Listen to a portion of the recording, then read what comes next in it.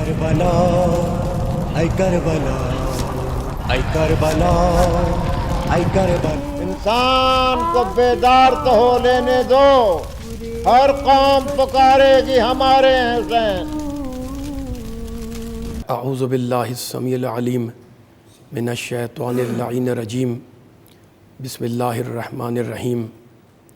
الحمد للہ الذی ذکرہ شرف للذاکرین وشکرہ فوز للشاکرین وطاعتہ نجات للمطیعین والصلاة والسلام والتحیۃ والاکرام علی اشرف النبیین وخاتم المرسلین سیدنا و مولانا ابی القاسم محمد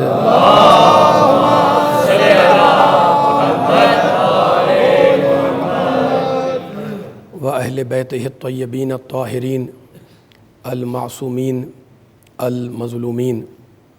اما بعد فقد قال اللہ سبحانہ و تعالی فی محکم کتابہ المبین. بسم اللہ الرحمن الرحیم. افمن یہدی الی الحق احق ان یتبع امن لا یہدی الا ان یہدی فما لکم کیف تحکمون. صلوات.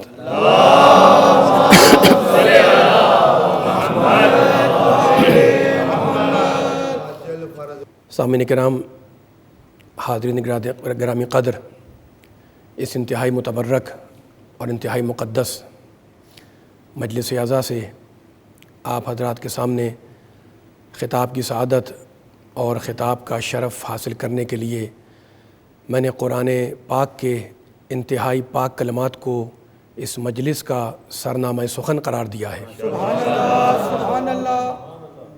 سورہ مبارکہ یونس قرآن مجید کا 10واں سورہ، اور اس سورہ مبارکہ کی 35ویں آیت میں ارشاد ہو رہا ہے.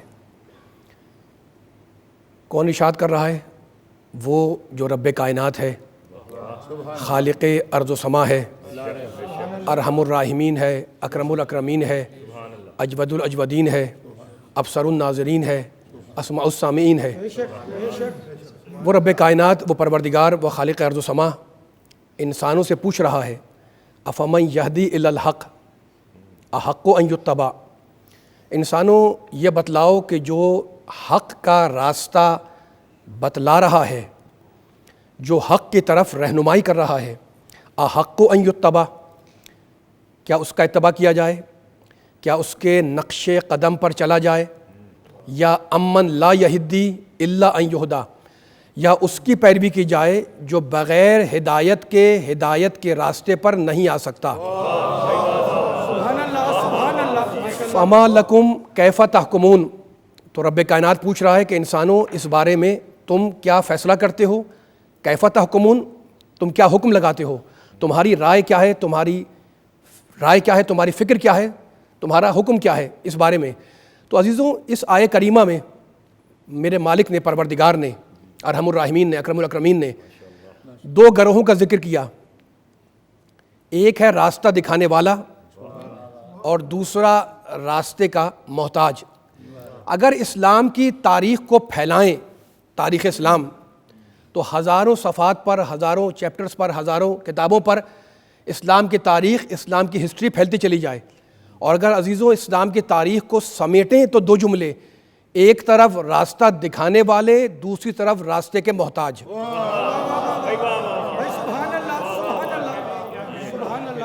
اب آغاز بیان میں تمہیدی گفتگو میں جو جملہ عرض کرنا ہے وہ جملہ یہ کہ دنیا کے نظریے میں اور اسلام کے نظریے میں ایک بنیادی فرق ہے. دیکھیں، دنیا میں خدا کے سلسلے میں جتنے بھی نظریات آئے، جتنے بھی عقائد آئے، ان کی بنیاد خوف اور ڈر ہے. بجلی کڑکی، انسان کو خوف محسوس ہوا، بجلی کی پوجا شروع کر دی. زمین کو زلزلہ آیا، انسان گھبرایا، زمین کی پرستش شروع کر دی. سورج اور چاند کو گرہن لگا، انسان کو گھبراہٹ ہوئی کہ یہ سورج اور چاند جلال میں آ گئے، ناراض ہو گئے، تو سورج اور چاند کی پوجا کرنا شروع کر دی۔ سانپ نے کاٹ لیا، سانپ کی پوجا شروع ہو گئی۔ تو دنیا میں خدا کے سلسلے میں جتنے بھی نظریات آئے ان کی بنیاد تھی خوف۔ جتنی عبادتیں آئیں وہ تباہم پرستی کی بنیاد پر آئیں، اور اب اس کے بالکل بالمقابل قرآن مجید نے جب گفتگو کی تو ارشاد فرمایا انما تنذر من اتبع الذکر، رسول ہم نے تمہیں ڈرانے کے لیے بھیجا، انہیں ڈراؤ جو اتباع ذکر کرتے ہیں۔ پھر کسی مقام پہ کہا انما انت منذر ولکل قوم ہاد، رسول تمہارا کام ہے ڈرانا، منذر تمہارا کام ہے ڈرانا، انذار کے معنی ڈرانا۔ پھر کسی مقام پہ قرآن مجید میں اللہ نے ارشاد فرمایا کان الناس امتاً واحدہ، یہ پوری انسانیت ایک امت واحدہ کی صورت میں تھی۔ پھر پروردگار نے کیا کیا؟ فبعث اللہ النبیین، اللہ تاریخ انسانیت بیان کر رہا ہے اس آیہ مبارکہ کے اندر، فبعث اللہ النبیین، پھر ہم نے اپنے مرسلین بھیجے، رسول بھیجے، نبیوں کو بھیجا، مبشرین و منذرین، اور ہم نے یہ حکم دیا کہ لوگوں کو بشارت بھی دو اور لوگوں کو ڈراؤ بھی۔ اب اس آیہ مبارکہ کے ذیل میں سوال یہ پیدا ہوتا ہے کہ نبیوں کا، انبیاء کا کام ہے بشارت دینا، انبیاء کا کام ہے نظارت، ڈرانا، لیکن کیسے ڈرایا جائے؟ کیا تلوار اٹھا کے ڈرائے؟ کیا تازیانہ مار کے ڈرائے؟ نہیں، لوگوں کے دلوں میں معرفت پیدا کرو، معرفت آ گئی تو خوف خود آئے گا۔ اگر قلب انسانی میں، انسان کے دلوں میں معرفت الہی پیدا ہو گئی، معرفت الہی آ گئی تو خوف خود پیدا ہوگا۔ تو اب دنیا کا اور دین کا فرق سمجھ میں آیا۔ دنیا والوں نے جو اپنے خداؤں کو منوایا وہ ڈر کی بنیاد پر، خوف کی بنیاد پر، تباہم پرستی کی بنیاد پر، اور اسلام نے جو خدا کو منوایا وہ معرفت کی بنیاد پر، علم کی بنیاد پر۔ یعنی میں عرض یہ کرنا چاہ رہا ہوں کہ اب دین اور دنیا میں فرق یہ ہے کہ دنیا ڈرا کر منواتی ہے اور اسلام منوا کر ڈراتا ہے۔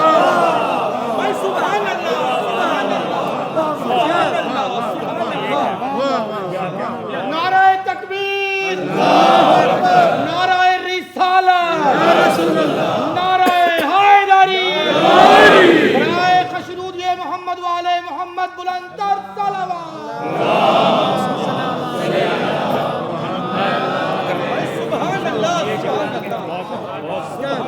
اگر معرفت الہی پیدا ہو گئی تو خوف خود آئے گا۔ خوف نتیجہ ہے معرفت الہی کا۔ اگر معرفت پیدا ہو گئی تو انسان کے اندر احساس شکر پیدا ہوگا۔ اگر اس پروردگار کی معرفت پیدا ہو گئی دلوں کے اندر تو انسان کے اندر احساس شکر پیدا ہوگا۔ اس لیے عزیزوں، پروردگار عالم نے قرآن مجید میں اس لفظ شکر کو اپنے لیے بھی استعمال کیا اور اپنے بندوں کے لیے بھی استعمال کیا۔ سورہ مبارکہ فاطر میں 35ویں سورے میں ارشاد فرمایا انہو غفور شکور، اللہ غفور بھی ہے اور اللہ شکور بھی ہے۔ اللہ بخشنے والا بھی ہے اور اللہ شکور، شکریہ ادا کرنے والا بھی ہے۔ اور بندوں سے بھی اللہ نے یہ مطالبہ کیا کہ دیکھو جب تمہیں کوئی نعمت ملے تو اس نعمت کے ملنے کے بعد نعمت دینے والے کا شکریہ ادا کرو۔ لَإِن شَكَرْتُمْ لَأَزِيدَنَّكُمْ وَلَإِن كَفَرْتُمْ إِنَّ عَذَابِي لَشَدِيدٌ، اگر اللہ کہہ رہا ہے اگر شکر نعمت کرو گے تو ہم اپنی نعمتوں کو بڑھا دیں گے۔ وَلَإِن كَفَرْتُمْ، اور اگر شکر نعمت کرو گے نعمتیں بڑھ جائیں گی، اور اگر کفران نعمت کیا تو یاد رکھو ان عذابی لشدید، اللہ کا عذاب بڑا سخت ہے، بڑا شدید ہے۔ اسی بات کو عزیزوں، اسی بات کو قرآن کی معصوم نے اپنے لہجے میں بیان کیا۔ امام فرماتے ہیں من لم یشکر الناس لم یشکر اللہ، جو بندوں کا شکریہ ادا نہ کر سکے وہ خالق کا شکریہ بھی ادا نہیں کر سکتا۔ اب اس منزل پر، اس مرحلے پر ممکن ہے میرے سننے والوں کے اذہان میں یہ سوال پیدا ہو کہ ان دونوں میں ربط کیا ہے، ان دونوں جملوں میں ربط کیا ہے؟ معصوم نے فرمایا جو بندے کا شکریہ ادا نہ کر سکے وہ خالق کا شکریہ کیا ادا کرے گا؟ تو عزیزوں بات یہ ہے کہ ہم اور آپ جو ایک دوسرے پر احسانات کرتے ہیں، فلاں نے فلاں پہ احسان کیا ہے نا، فلاں نے فلاں پہ احسان کیا، یہ احسانات اس احسان کے مقابلے میں بہت چھوٹے ہیں جو اللہ اپنے بندے پہ کرتا ہے۔ تو معصوم بتانا یہ چاہ رہے ہیں کہ جب تم چھوٹے احسان کا شکریہ ادا نہیں کر سکتے تو بڑے احسان کا شکریہ کیا ادا کرو گے؟ اب جس نے اسی لیے قرآن مجید نے پھر آواز دی انشکر لی ولوالدیک. دیکھو تمہارے دو فریضے ہیں, اللہ کہہ رہا ہے ایک فریضہ مجھ سے متعلق میرا شکریہ ادا کرو, اور ایک فریضہ تمہارا یہ ہے کہ اپنے والدین کے بھی شکر گزار بن جاؤ.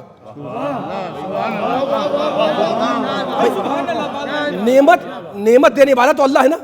اب معصوم کیا فرما رہے ہیں؟ من لم یشکر الناس لم یشکر اللہ. جو بندوں کا شکریہ ادا نہ کر سکے وہ خالق کا کیسے ادا کرے گا؟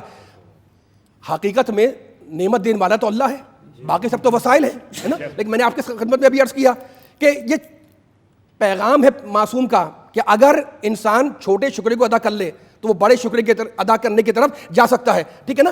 تو اب جس کا ایک بیٹا اس نے ایک وجود پہ احسان کیا, ایک فکر دینا چاہ رہا ہوں, جس کے دو بیٹے اس نے دو وجود پہ احسان کیا, جس کے 4 بچے اس نے 4 پر احسان کیا.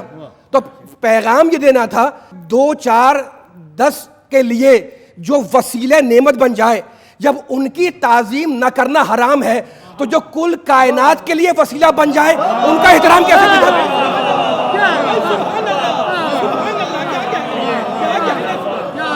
پوری کائنات کے اب پوری گفتگو کا خلاصہ یہ ہے کہ شکر منعم واجب ہے, ہر انسان پر اللہ کا شکر ادا کرنا واجب ہے, اور شکر ادا ہوگا جب انسان کے دل میں معرفت پیدا ہوگی. اب ایک پیغام ہے, پھر ذرا سا ایک لفظ کو کھولنا چاہ رہا ہوں میں. دیکھیں 2 لفظ ہیں, ایک ہے احسان اور ایک ہے شکر. احسان نکلا ہے حسن سے, اس کے روٹس ورڈ اس کے حروف اصلی ہے سین نون. احسان کے معنی اچھا برتاؤ, اچھا برتاؤ کرنا. اچھا تو اب آپ نے ملازم کو, نوکر کو 100 روپے دیے, یہ آپ نے احسان کیا, اچھا برتاؤ کیا. اس نے اچھا کام کیا, یہ اس کا احسان ہے.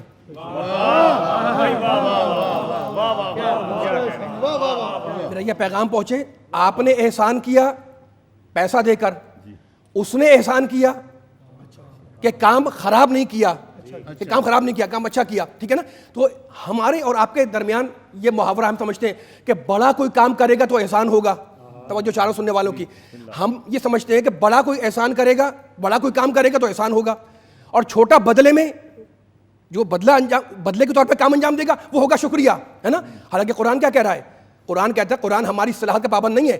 ہم سمجھتے ہیں کہ جو بڑا کرے وہ احسان, جو چھوٹا کرے وہ شکریہ, ہے نا. اور قرآن نے کس شان سے بات کی؟ وَبِالْوَالِدَيْنِ احسانًا, اپنے ماں باپ کے ساتھ احسان کرو. اب مجھے بتائیں بیٹا ماں باپ کے مقابلے پر چھوٹا ہے یا بڑا؟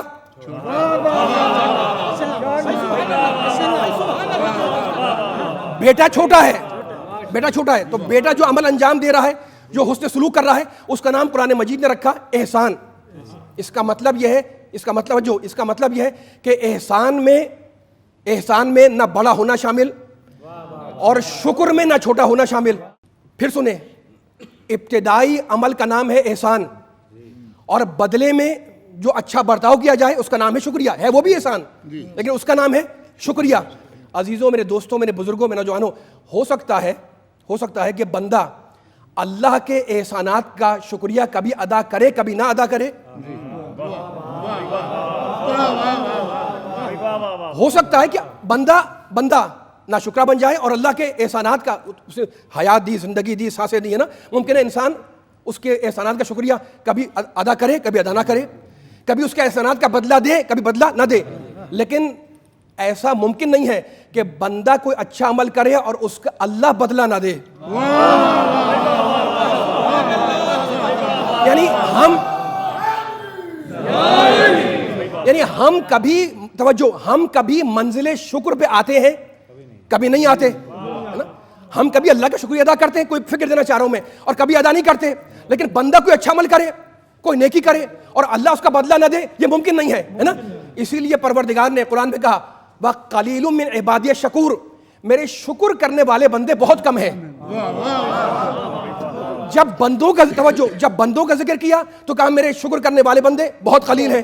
لیکن جب اپنا ذکر کیا تو کہتا ہے اِنَّهُ غَفُورٌ شَكُورٌ, تم اچھا عمل کرو گے اور میں بدلہ دیتا جاؤں گا.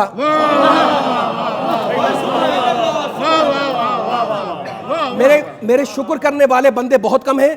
بندوں کے لیے کہا قلیل ہے, لیکن اپنے لیے کہا انہو غفور شکور, میں غفور بھی ہوں, میں بخشنے والا بھی ہوں, میں شکر ادا کرنے والا ہوں. یعنی میں تمہارے اعمال کا تمہیں جزا دینے والا ہوں. ٹھیک ہے نا.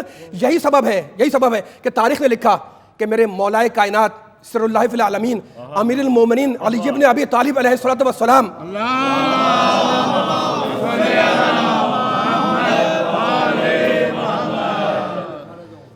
امیر المومنین کے بارگاہ میں, امیر المومنین کے پاس تاریخ نے لکھا چھوٹا سا واقعہ, یہ ساری آیتوں کا پس منظر آپ کے ذہن میں رہے تاکہ میں اس واقعے کو ریلیٹ کر دوں ان آیتوں سے. امیر المومنین کے پاس کہیں سے 4 درہم آئے, 4 درہم آ گئے, اس زمانے کے لحاظ سے اچھی خاصی رقم.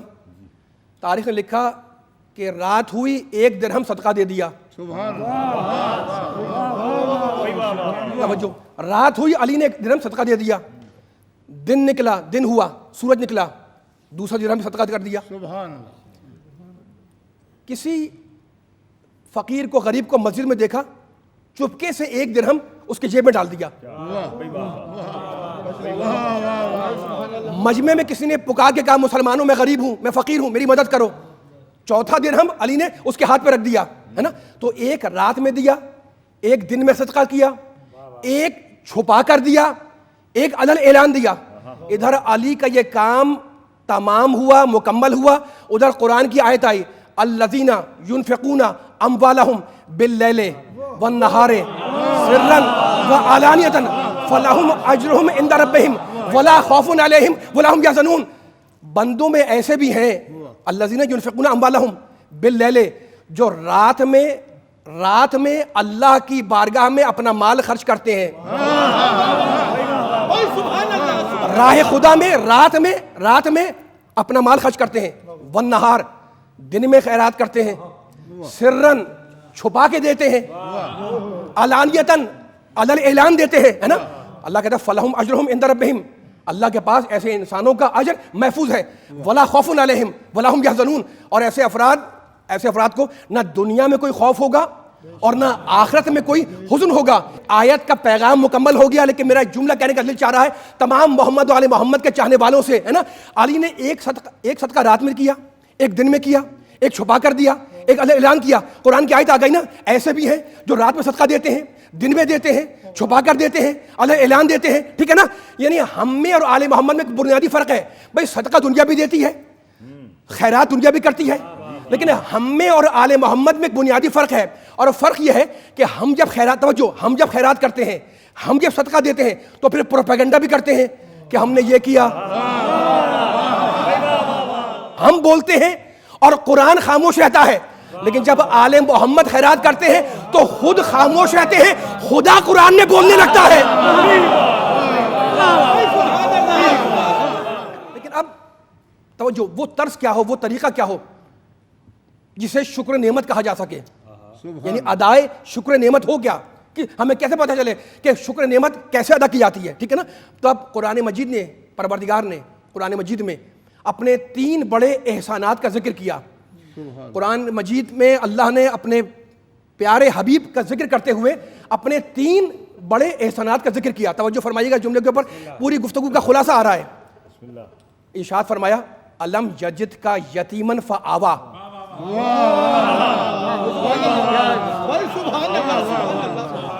الم یجد کا یتیمن فآوا, رسول تم یتیم تھے, ہم نے تمہیں اپنی پناہ میں لیا.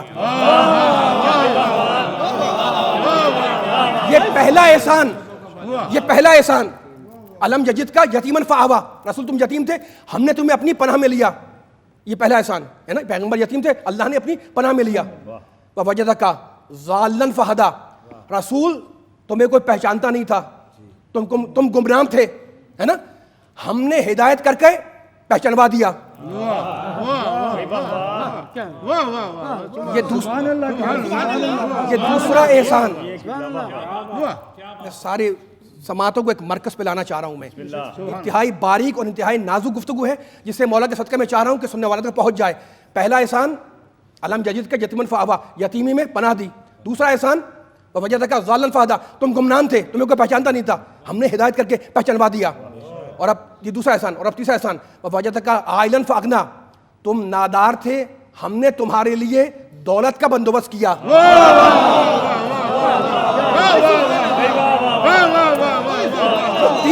تین احسانات اس سورہ مبارکہ میں پروردگار نے بتائے ہے نا.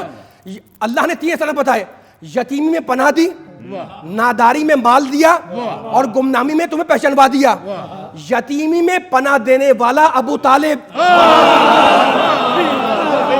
یتیمی میں پناہ دینے والا ابو طالب، ناداری میں مال دینے والی خدیجہ الکبریٰ، اور گمنامی میں پہچانوانے والا وہ بچہ جس نے ذوالعشیرہ میں تائید کر کے بتلایا کہ لوگ نہیں پہچانتے، میں آپ کو پہچانتا ہوں.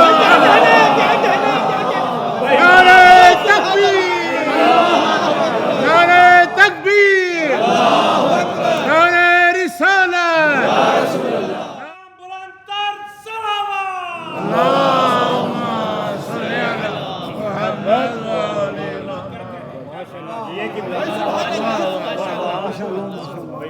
علم یجدک یتیما فآوی ووجدک ضالا فہدی ووجدک عائلا فاغنی. 3 احسانات میرے نبی کے اوپر پروردگار عالم کے. یتیمی میں پناہ دینے والا، یتیمی میں پناہ دی، ناداری میں مال دیا، دولت دی، اور گمنامی میں پہچانوایا. ٹھیک ہے نا. اب احسان کا بدلہ، شکریہ ادا کیسا کرے انسان، اس سورہ میں بتایا پروردگار عالم نے.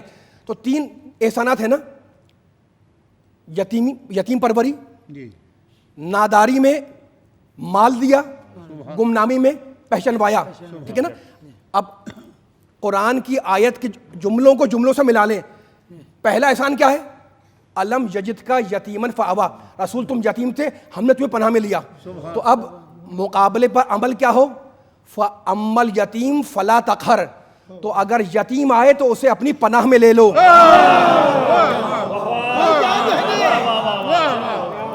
یتیم نوازی کے مقابلے پر یتیم نوازی، توجہ شعر سننے والوں کی، یتیم نوازی کے مقابلے پر یتیم نوازی ہے نا. علم یجدک یتیما فآوی، تو اب مقابلے پہ عمل کیا ہو، رد عمل پہ عمل کیا ہو، شکریہ کیسے ادا ہو؟ فَأَمَّا الْيَتِيمُ فَلَا تَقْهَرْ. ہم نے دیکھیں 3 طاقتیں ہیں نا، یتیم پروری ہے، دولت دی ہے، اور گمنامی پہچانوایا ہے. تو یتیم نوازی کا جواب یتیم نوازی سے ہے نا. ہم نے تم نادار تھے، ہم نے تمہارے لیے مال کا بندوبست کیا. تو اب مقابلے پر عمل کیا ہو؟ وَأَمَّا السَّائِلَ فَلَا تَنْهَرْ، تو اگر کوئی سائل آ جائے تو اس سے جھڑک کر بات نہ کرنا. توجہ سارے سننے والوں کی، جہاں جہاں سن رہے سننے والے ہے نا. 3 احسانات ہیں، اور تینوں احسانات کے شکریہ کا پروردگار نے طریقہ بتایا، اور یہ کمال کا طریقہ جو قیامت تک قرآن میں محفوظ رہے گا. یتیم نوازی کے مقابلے پر یتیم نوازی، پہلا عمل ہے نا. ناداری، دولت کے مقابلے پر ناداروں پر مہربانی، اگر نادار آ جائے تو اس پر مہربان ہو جاؤ ہے نا. یہ خدا نے تیسرا حکم بھی دیا، وَأَمَّا بِنِعْمَةِ رَبِّكَ فَحَدِّثْ. توجہ فرمائیں، مرکزی جملہ میری مجلس کا ہے نا. یتیم نوازی کے مقابلے پر یتیم نوازی 1، دولت کے مقابلے پر نادار پر مہربان ہو جانا 2 ہے نا. اور اب تیسرا حکم دیتا ہے اللہ، 2 حکم تو ہو گئے، تیسرا حکم دیتا ہے رسول اما بنعمت ربک فحدث، اپنے رب کی نعمت کو بیان کرو، اپنے رب کی نعمت کا ذکر کرو. اب سوال ہے سارے عالم اسلام سے کہ یہ کس نعمت کے مقابلے پر ہے؟ یتیم نوازی کے مقابلے پر یتیم نوازی سمجھ میں آ گئی، دولت کے مقابلے پر نادار پر مہربانی سمجھ میں آ گئی، لیکن اپنے رب کی نعمت کا ذکر کرو یہ کس عمل کے مقابلے پر؟ تو اس لیے تو کہا تھا پروردگار نے وَوَجَدَكَ ضَالًّا فَهَدَىٰ، رسول تم گمنام تھے، ہم نے پہچانوا دیا ہے نا. اب بدلے میں تم بھی پہچانوا دو. مالک کسے پہچانواؤں اور کیسے پہچانواؤں؟ کہا حل جزاء الاحسان الا الاحسان، احسان کا بدلہ احسان ہے. علی نے ذوالعشیرہ میں مجمع جمع کر کے تمہیں پہچانوایا، تم غدیر میں مجمع جمع کر کے اسے پہچانوا دو.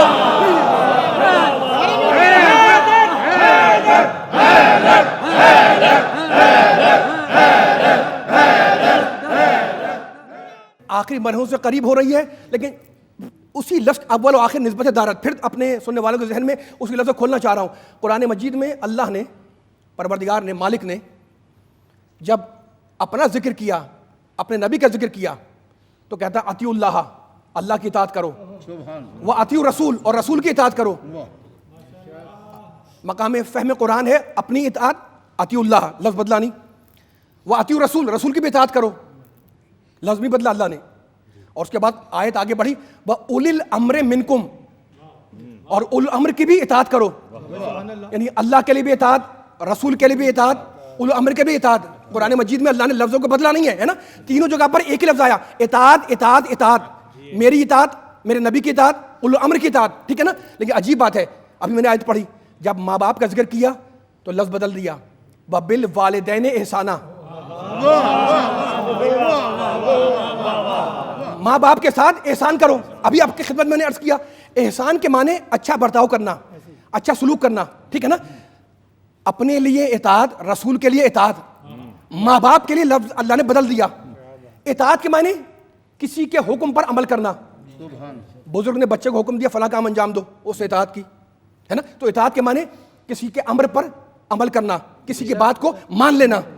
اور احسان کے معنی اچھا سلوک کرنا، نیک برتاؤ کرنا ہے نا. اپنے لیے کہتا ہے، رسول کے لیے کہتا ہے اطاعت، ماں باپ کے لیے کہتا ہے کہ احسان کرو. احسان کے معنی اچھا برتاؤ کرنا.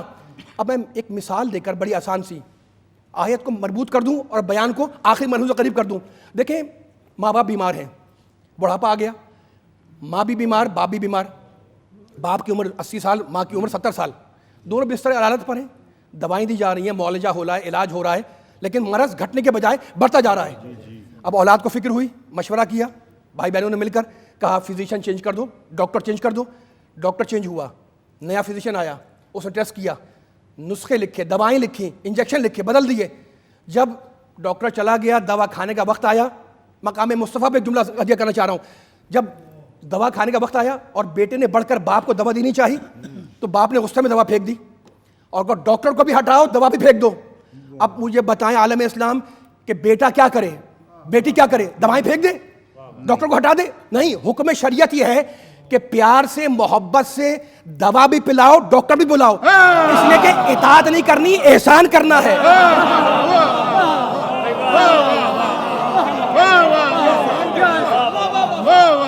یہ پیغام تھا ہے نا. اس لیے کہ اطاعت نہیں، یہاں پہ لفظ ہے احسان. احسان کرو، احسان کے معنی اچھا برتاؤ. تو باپ اگر کہہ رہا ہے، ڈانٹ بھی رہا ہے کہ دوائیں پھینک دو، تو حکم یہ ہے اولاد کے لیے کہ پیار سے، محبت سے، احترام سے، عزت سے ہے نا اس کو دوا بھی پلاؤ اور ڈاکٹر کو پلاؤ. مقام مصطفیٰ جملہ ہدیہ ہو رہا ہے، ان سارے جملوں کا نچوڑ آ رہا ہے، خلاصہ انشاءاللہ. تو اب باپ کے لیے دیکھو، باپ جو کہے کبھی وہی کرنا احسان ہے. اور کبھی ایسا ہوتا ہے عزیزوں کہ باپ بیمار ہے، اس سمے اس نے کچھ کہہ دیا ہے نا، تو اس کی بات کو نہ ماننا یہ احسان ہے. کیوں؟ اس لیے کہ لفظ آیا احسان، اچھا برتاؤ. تو اچھا برتاؤ کبھی جو باپ کہے وہی اس پہ عمل کر کے ہوتا ہے، اور کبھی وہ جو کہے اس کو نہ کر کے ہوتا ہے نا. لیکن اللہ نے میرے نبی کے لیے لفظ اطاعت رکھا کہ اطیعوا الرسول، رسول کی ہر حالت میں اطاعت کرنا. اب میرے نبی کا ذکر آیا ہوا ہے، نبی کے چاہنے والے عاشقان مصطفیٰ جہاں جہاں سن رہے ہیں ان کی خدمت میں پیغام. میرا نبی کائنات کا سب سے بڑا امام ہے یا نہیں؟ میرا نبی کائنات کا سب سے بڑا ہادی، سب سے بڑا رسول، سب سے بڑا نبی، سب سے بڑا امام ہے نا. میرے نبی نے ہر باطل قوت کا ڈٹ کے مقابلہ کیا. بس تاریخ کے ڈانڈے ملا رہا ہوں چند جملوں کے اندر، اور یہیں سے بیان آخری مرحلے سے قریب ہو جائے گا. میرے نبی نے ہر باطل قوت کا ڈٹ کے مقابلہ کیا، ہر مارکے کو سر کیا، ہر محاذ کو فتح کیا. وہ مجسم حق ہے، حق بن کر آیا ہے میرا نبی. لیکن علی والوں، نبی والوں، قرآن والوں، اللہ والوں، نبی نے ہر مارکے کو سر کیا، ہر باطل قوت کو ہرایا. لیکن میرے کانوں میں فقط 2 مقام کی آوازیں آئیں جہاں فتح بھی ہوئی اور فتح کا اعلان بھی ہوا.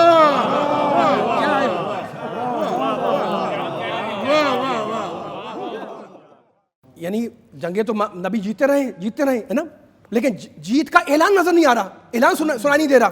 تو تاریخ کا خلاصہ بیان کر رہا ہوں آپ کے سامنے. جنگ بدر پہلی جنگ اسلام کی. جنگ بدر میں مسلمان جیت گئے، فرشتے بھی آئے، اللہ نے مدد کے لیے بھیجے ہے نا. لیکن کہیں دکھا دیں کہ بدر میں جیت کا اعلان ہوا ہو، نہیں ہوا. جنگ بدر میں جیت کا اعلان نہیں ہے، فتح کا اعلان نہیں ہے. اچھا، جنگ احد سن 3 ہجری میں، جنگ احد کا ابتدائی حصہ مسلمانوں نے جیت لیا، مسلمان فاتح ہو گئے. کہیں دکھا دے تاریخ میں مورخ کے قلم سے لکھا ہو کہ نبی کی آواز آئی ہو یا اللہ نے آیت نازل کی ہو، اعلان فتح ہوا ہو. ابتدائی حصہ مسلمانوں نے جنگ احد بھی جیتا لیکن فتح کا اعلان نہیں ہوا، نہ بدر میں نہ احد میں، اور خندق میں تو کافر کو نہیں کل کفر کو مارا تھا۔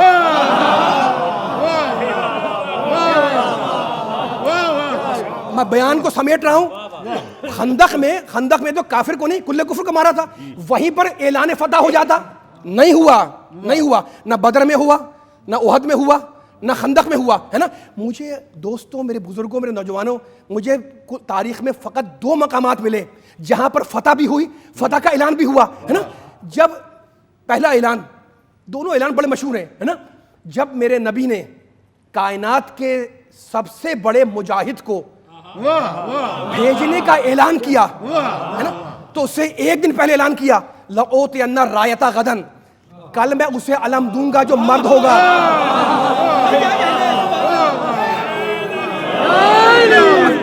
آخر کلام ہے، زحمت دینا چاہ رہا ہوں میں ان چند جملوں کے اوپر، ہے نا۔ مشہور حدیث ہے، کل میں اسے علم دوں گا جو مرد ہے، اللہ رسول کا محبوب ہے، اللہ رسول کا محب ہے نا۔ اس کے بعد پیغمبر نے کہا وَلَن يَرْجِعْ، جو جس کو بھیجوں گا نا میں کل علم دے کر، وَلَن يَرْجِعْ حَتَّى يَفْتَحَ اللَّهُ عَلَى يَدَيْهِ، وہ میدان چھوڑے گا نہیں جب تک کہ اللہ اس کے دونوں ہاتھوں پر فتح نہ دے دے۔ تو یہ ایک اعلان جہاں پر جیت کے ساتھ اعلان جیت بھی ہے، فتح بھی ہے اور اعلان فتح بھی ہے، خیبر۔ اور دوسرا اعلان خیبر سے 1-2 سال پہلے حدیبیہ کے موقع پر سب جانتے ہیں، جب میرے نبی نے صلح کر لی، صلح حدیبیہ، مشہور صلح حدیبیہ، ہے نا، اور صلح کر کے پیغمبر جانے لگے، قرآن کی اللہ نے آیت نازل کی، اِنَّا فَتَحْنَا لَكَ فتح مبینہ، رسول ہم نے آج تمہاری اس صلح کو فتح مبین بنایا۔ تو خلاصہ کیا نکلا؟ اِنَّا فَتَحْنَا لَكَ فتح مبینہ، جہاں جائے پیغام جا رہا ہے، میرے نبی کے چاہنے والوں تک یہ پیغام پہنچ جائے۔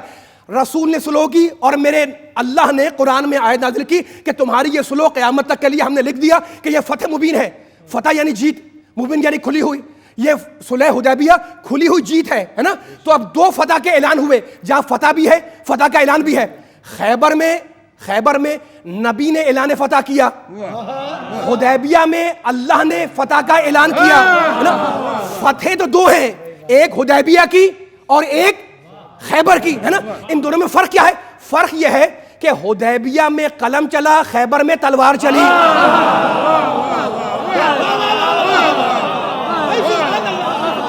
حدیبیہ میں قلم چلا، خیبر میں تلوار چلی، اور عجیب علی کا یہ کمال تھا، ہے نا، یہ قدرت کا کمال، یہ مشیت کا کمال کہ فتح تو 2 ہیں، ایک خیبر کی اور ایک حدیبیہ کی، لیکن قلم اور تلوار چلانے والا ہاتھ ایک ہی ہے۔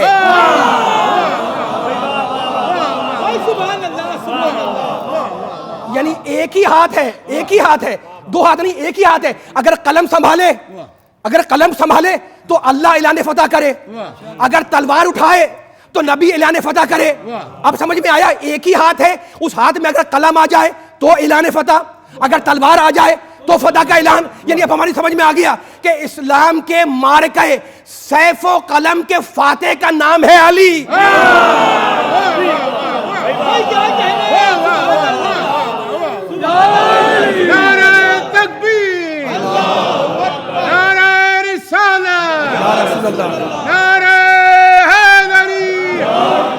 ایک ہی ہاتھ ہے، فتح 2 ہے لیکن ایک ہی ہاتھ ہے۔ اگر قلم ہاتھ میں آتا ہے تب فتح کا اعلان ہوتا ہے، اگر تلوار اٹھا لے تو اعلان فتح ہوتا ہے۔ حدیبیہ میں اللہ نے اعلان فتح کیا، خیبر میں میرے نبی نے کہا لَن يَرْجِعْ حَتَّى يَفْتَحَ اللَّهُ عَلَى يَدَيْهِ، اسے بھیجوں گا جو میدان چھوڑے گا نہیں جب تک کہ اللہ اس کے دونوں ہاتھوں پر فتح نہ دے دے، ہے نا۔ تو یہ دونوں مارکے علی نے سر کیے، یہ دونوں محاذ علی نے جیتے، قلم کا محاذ بھی علی نے جیتا، تلوار کا محاذ بھی علی نے جیتا۔ اب پوری گفتگو کا خلاصہ دے رہا ہوں میں، ہے نا۔ خدا قدرت یہ چاہ رہی تھی، اللہ یہ چاہ رہا تھا کہ یہ علی کی دونوں فتحیں قیامت تک باقی رہیں اور ذہن سے مٹنے نہ پائیں۔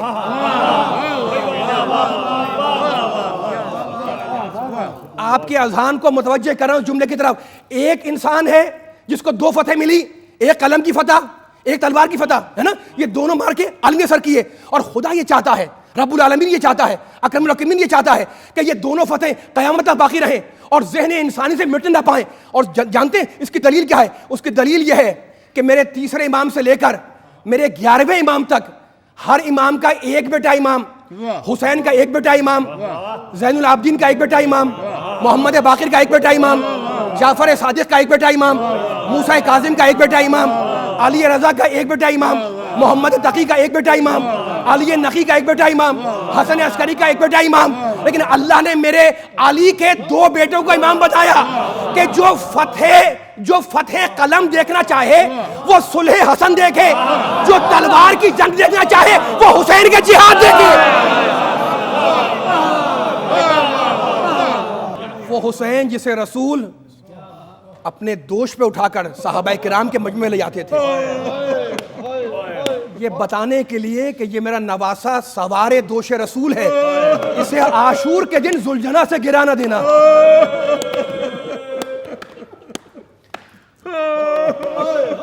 جب بھی حسین گھوڑے پر سوار ہوتے تھے ذوالجناح پر، تو سوار ہونے کی شان یہ تھی کہ ابو الفضل عباس رکاب تھاما کرتے تھے، علی اکبر لجام فرس سنبھالتے تھے. ایک مرتبہ میرے مولا کا دل بھر آیا، مختل پہ نگاہ کی اور آواز دی، اینا اینا علی الاکبر، اینا اینا علی الاکبر، اینا اینا قاسم ابن حسن، اینا اینا ابو الفضل عباس. عباس کا نام آیا عزاداروں، ساحل پر پڑے کسی لاشے میں حرکت پیدا ہوئی. آواز دی، ہے کوئی میری سواری کا لانے والا؟ ہے کوئی؟ 2 مرتبہ کہا، ہے کوئی میری سواری کا لانے والا؟ ایک مرتبہ علی کی بیٹی آستینوں کو الٹتی ہوئی باہر آئی اور کہا، بھیا جب تک زینب زندہ ہے تو اکیلا سوار نہیں ہوگا.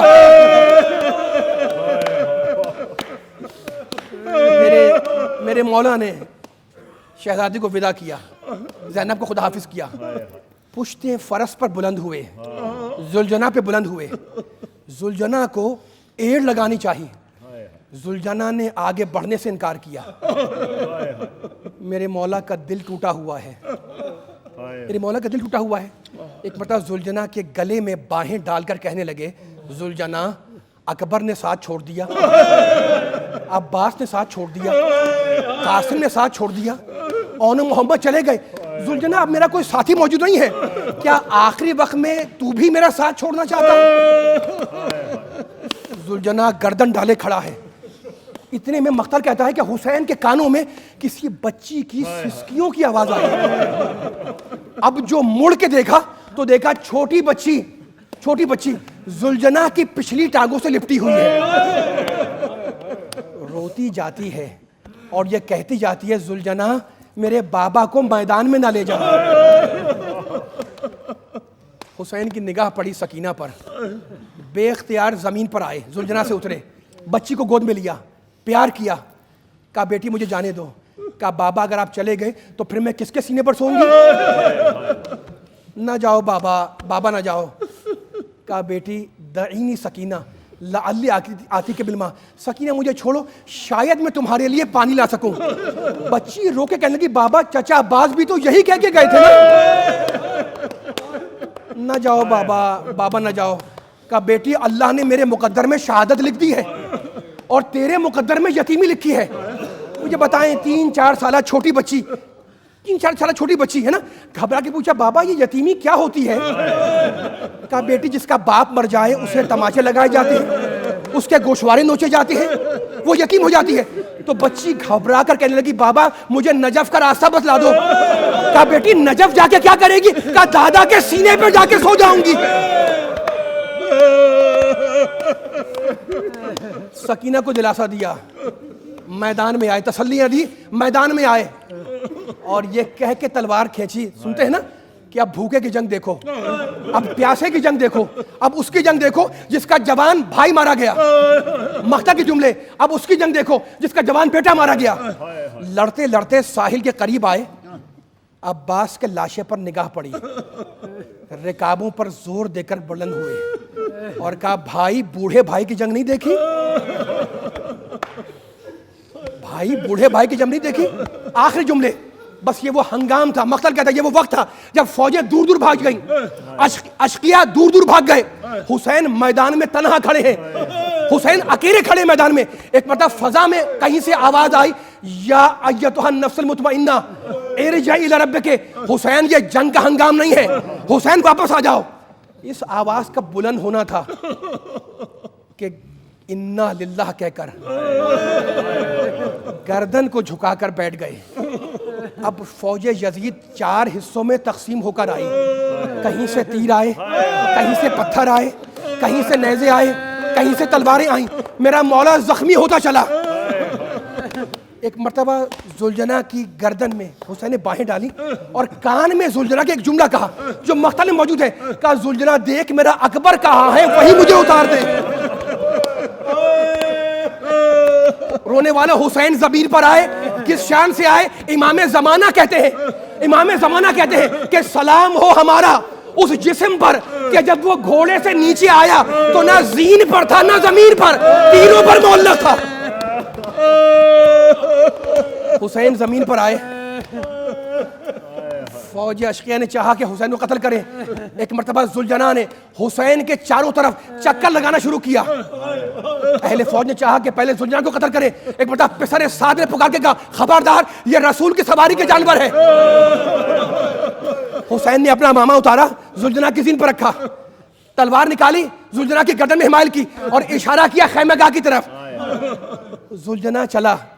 جب بچی کے کانوں میں گھوڑے کی ٹاپوں کی آوازیں آئیں تو کہنے لگے بچوں آ جاؤ میرا بابا پانی لے کر آ گیا.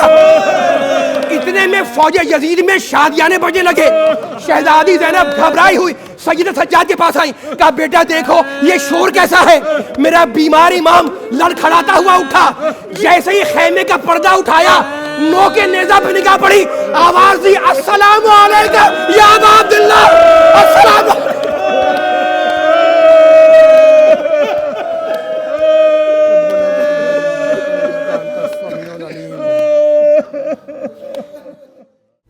شاست حسین بادشاہ است حسین، دین است حسین، پناہ است حسین، سرداد نداد دست در دست یزید،